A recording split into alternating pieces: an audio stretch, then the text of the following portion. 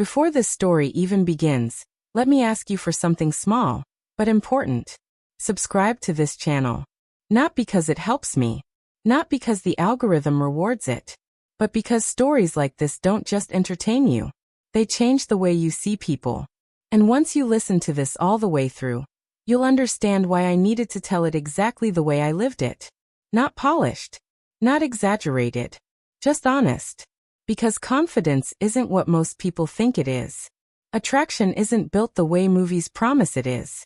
And connection, real connection, doesn't come from trying harder. It comes from something much quieter, much deeper, and much more dangerous if you don't understand it. People used to look at me and assume I was confident. They thought it was something I was born with. Something effortless. Like I walked into rooms and instinctively knew where to stand, when to speak, and how to hold attention without trying. They assumed conversations naturally curved toward me. That people listened because they wanted to. That I never doubted myself. Never replayed moments late at night. Never wondered why someone's enthusiasm faded halfway through a date. They were wrong. Painfully wrong. What they didn't see were the quiet hours after those dates ended too early. Me sitting alone on my bed, phone in hand, staring at message threads that suddenly went quiet. They didn't hear the silence after laughter that felt forced. They didn't notice how often I blamed myself for things I couldn't even name. My name is Emily Carter. And for most of my 20s I didn't feel unseen. I felt overlooked. And that's worse, that I wasn't unattractive. I wasn't boring. I had friends. I had opinions. I had a life that looked completely fine from the outside. But whenever I felt a real spark, whenever I wanted someone to feel something back, something always collapsed quietly between us. Conversations stayed polite. Dates ended early with soft excuses. Texts slowed, then stopped. No confrontación. No explanación. Just distance. And that distance felt personal. I watched other women do it effortlessly. They laughed, and men leaned closer. They spoke, and men remembered details weeks later. Meanwhile, I replayed everything. Every sentence I'd said. Every smile I offered. Every pause I didn't fill quickly enough. At first, I blamed my appearance. Then my voice. Then the way I dressed. Then the way I laughed. I changed my clothes. I changed my hair. I even practiced laughing differently, softer, lighter, less than worried it was too little. Nothing changed.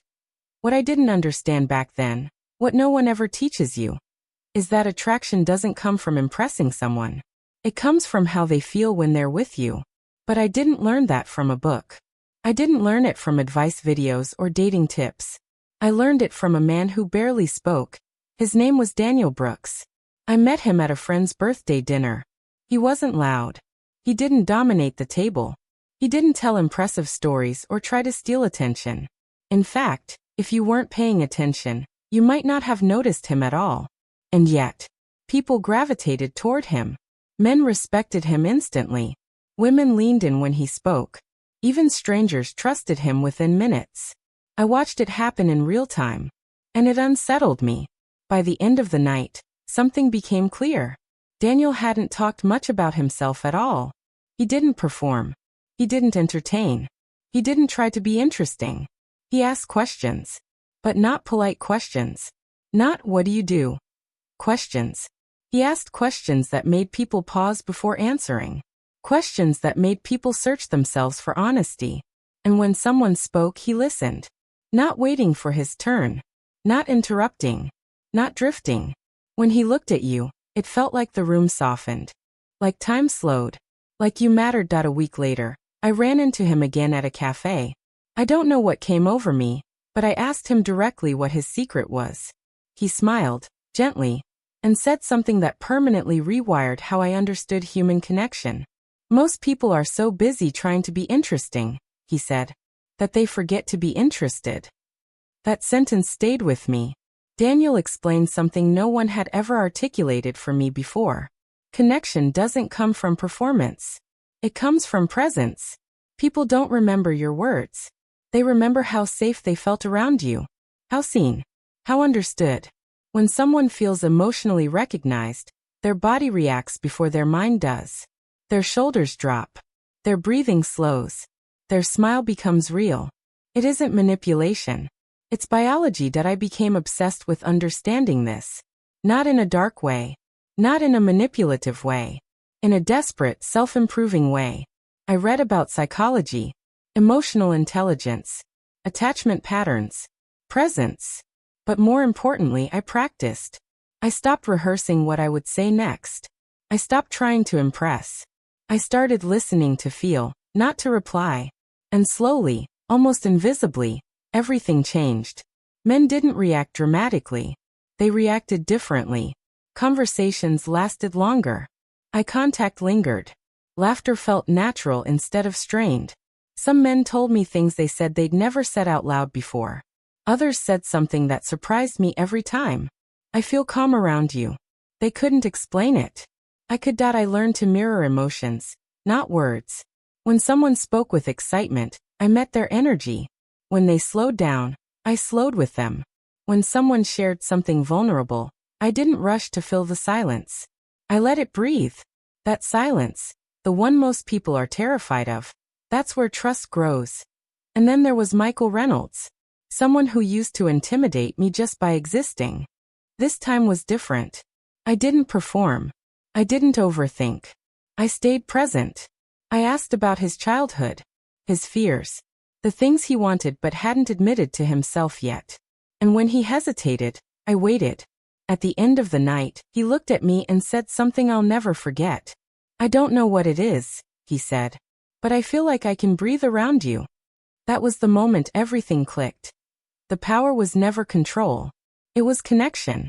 And with that realization came something heavier. Responsibility. Because emotional presence can heal or harm. And once you understand how deeply your presence affects someone, you can't pretend it doesn't matter. After that night, I didn't feel triumphant. I felt quiet, thoughtful, humbled. I noticed things I'd never noticed before. The way people relaxed mid-sentence. How truths surfaced unexpectedly. How people opened without planning to. And with that awareness came restraint. Not every connection needed depth. Not every spark needed pursuit. That was the real test. There was a man named Ethan who taught me that. He wasn't falling for me. He was falling for the feeling of being understood. So I stepped back. I softened the intensity.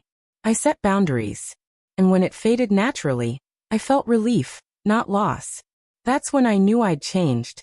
The irony was undeniable. The less I tried to be desired, the more unforgettable I became. The less I chased connection, the deeper it formed. People started saying, "You seem confident. You seem grounded. You seem different." I smiled every time.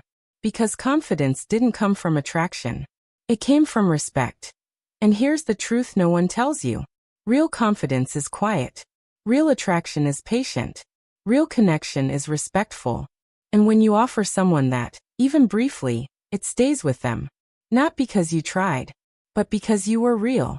If this story resonated with you, if you've ever felt invisible, misunderstood, or like you were trying too hard to be chosen, subscribe to this channel. More stories like this are coming. Stories about presence, about emotional intelligence, about the quiet power most people never learn to use.